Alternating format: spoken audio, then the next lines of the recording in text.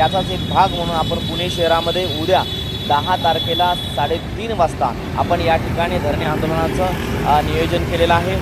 3:30 वाजता सर्व बौद्ध उपासक उपासिका यांना मी आव्हान करतो की आपण 3:30 वाजता पांढरी शुभ्र वस्त्र परिधान करून धम्मध्वज हातामध्ये घेऊन आपण शांततेत आंदोलनाला बसायचं आहे।